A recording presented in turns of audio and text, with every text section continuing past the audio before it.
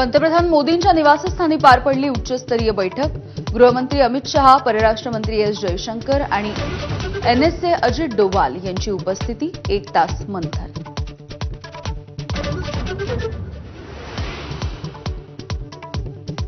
भारत सरकार जगाला सांगणार ऑपरेशन सिंदूरचं सत्य. केंद्राकडून सर्वपक्षीय खासदारांच्या शिष्टमंडळाची स्थापना.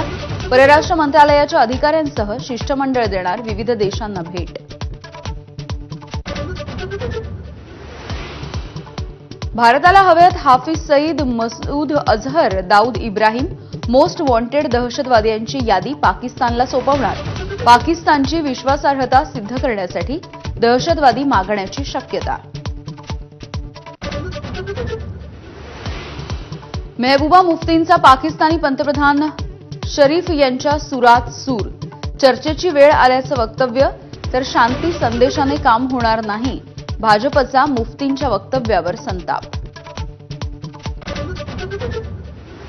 भारताने परवाना रद्द केल्याच्या नंतर तुर्कीची सेलेबी एअरपोर्ट सर्व्हिसेस दिल्ली उच्च न्यायालयात कोणताही ठोस कारण न देता राष्ट्रीय सुरक्षेच्या दृष्टीनं कारवाई केल्याचा दावा.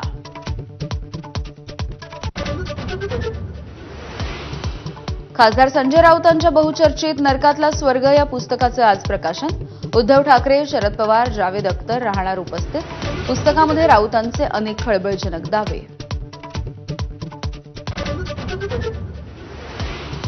ठाकरेंच्या शिवसेनेच्या आमदार, खासदार आणि जिल्हाप्रमुखांची आज महत्त्वाची बैठक. स्थानिक स्वराज्य संस्थांच्या निवडणुकांच्या पार्श्वभूमीवरती उद्धव ठाकरे स्वतः घेणार आढावा.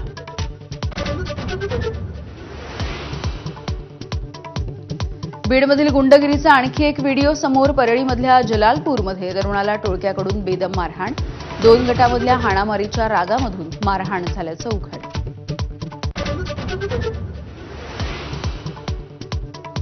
नीरज चोप्राची दोहा डायमंड लीगमध्ये विक्रमी कामगिरी. 3ऱ्या प्रयत्नामध्ये नीरजकडून 90.23 मीटर लांब भालाफेक. नीरजनं कारकिर्दीमध्ये पहिल्यांदाच ओलांडला 90 मीटरचा टप्पा.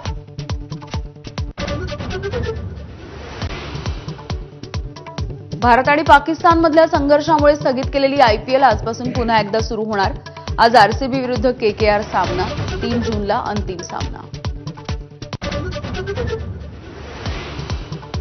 मान्सूनपूर्व पावसाचा विविध जिल्ह्यांना तडाखा. बुलडाण्यामध्ये नदीच्या पुरामुळे 2 गावांचा संपर्क तुटला, तर नाशिकच्या पिंपळगावामध्ये ढगफुटी सदृश्य पावसाने शेतीचं नुकसान.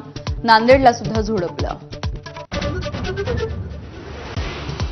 अभिनेता एजाज खानचा अटकपूर्व जामीन अर्ज कोर्टानं फेटाळला. प्रकरणाची गंभीरता लक्षात घेता कोठडीतच चौकशी आवश्यक असल्याचा कोर्टाचा निर्वाळा. लग्नाचा आमिष दाखवून अत्याचार केल्याप्रकरणी एजाज खानवरती गुन्हा. Headlines brought to you by Chitale Bandhu. ब्रेकनंतर बुलेटिनमध्ये तुम्हा सगळ्यांचं पुन्हा एकदा स्वागत. ठाकरेंच्या शिवसेनेचे खासदार संजय राऊत यांच्या बहुचर्चित अशा नरकातला स्वर्ग या पुस्तकाचं आज प्रकाशन होणार आहे. कथित पत्राच्या घोटाळ्याच्या प्रकरणामध्ये राऊतांना